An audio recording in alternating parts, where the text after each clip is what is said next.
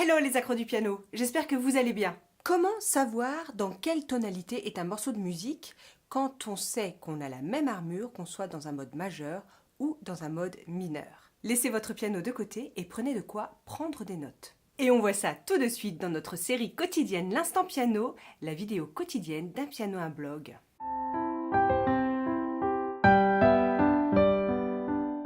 Ici Aurélie Chevalier d'Un Piano, un blog, et avant de commencer, vous pouvez recevoir mes 2 super guides gratuits pour vous accompagner dans votre travail quotidien au piano. Vous trouverez le lien juste en dessous de la vidéo ou sur l'affiche qui va apparaître. Aujourd'hui, je réponds à la question de Caloguera qui me demande: comment savoir dans quel mode est composé un morceau vu qu'une tonalité majeure a la même armure que sa relative mineure?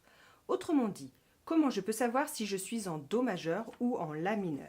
En regardant la dernière note? Ce n'est pas la première fois qu'on me pose cette question et je te remercie Caloguera d'avoir posé cette question. Cette question est un peu technique parce qu'elle suppose que vous sachiez déjà à quoi correspond une armure, à quoi correspond une tonalité majeure, une tonalité mineure et que sont les gammes relatives. Pour en savoir plus sur les tonalités, je vous conseille d'aller faire un petit tour sur les articles que j'ai écrits à ce sujet. Quand on a un morceau et qu'on veut chercher la tonalité, quand on veut savoir dans quelle tonalité on joue notre morceau, la première chose à faire est de regarder l'armure à la clé.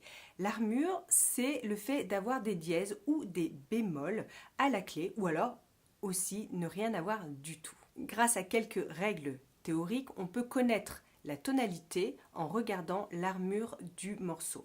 Mais à chaque fois, je me retrouve avec 2 choix possibles, un mode majeur et un mode mineur. C'est comme ça à chaque fois. Gardez bien ça à l'esprit. Pour une armure, je vais avoir une tonalité majeure et une tonalité mineure qui correspond. Alors comment faire pour déterminer si je suis en majeur ou en mineur? Dans la question, il y avait un indice. Doit-on regarder la dernière note? Oui, en effet, il va falloir regarder la dernière note. Mais je vais être un petit peu plus précise que ça, parce que la dernière note d'un morceau ne nous donnera pas à 100% la réponse à notre question. Il y a une petite marge d'erreur si on ne prend en compte que la dernière note. Ce que je fais pour savoir, pour être sûr à 100% de trouver la bonne réponse, je prends la dernière mesure en entier et je regarde surtout la clé de Fa. Je regarde toutes les notes qu'il y a en clé de Fa. Et grâce à ça, je cherche sur quel accord je suis dans cette dernière mesure.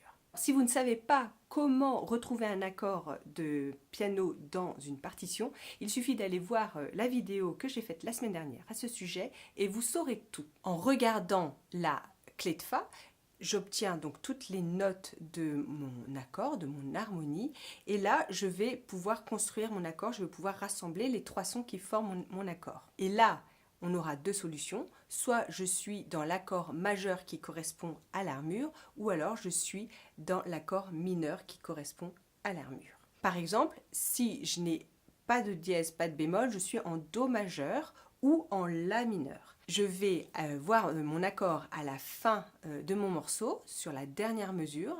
Si je regarde mon accord en clé de Fa, si je tombe sur les notes Do, Mi, Sol, alors peu importe l'ordre des notes, hein, tout ce qu'on veut, ce sont les sons.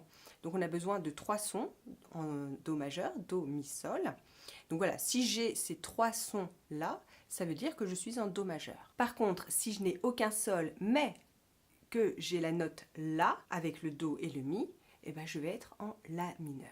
Voilà, c'est tout. Donc regarder la dernière note, c'est une chose, mais attention, il faut quand même prendre la mesure dans sa globalité. Pour trouver la tonalité, prendre simplement la dernière note ne va pas suffire, il faut prendre toutes les notes de la mesure, comme ça on est sûr à 100% d'être sur le bon accord. J'espère que cette vidéo vous aura intéressé, en tout cas moi j'ai pris beaucoup de plaisir à la faire. N'hésitez pas à partager cette vidéo et si vous voulez recevoir mes 2 super guides gratuits pour vous accompagner chez vous dans votre travail quotidien au piano, il suffit de cliquer sur le petit lien juste en dessous de la vidéo. Voilà, c'est tout pour moi. Alors je retourne à mon piano et je vous dis à bientôt. Bye bye et bon piano! Si tu souhaites recevoir mes 2 super guides gratuits, l'art de jouer avec un métronome et 5 semaines pour un morceau où tu trouveras tous mes secrets pour bien travailler quand tu es seul chez toi au piano, clique sur le lien qui est juste en dessous de la vidéo.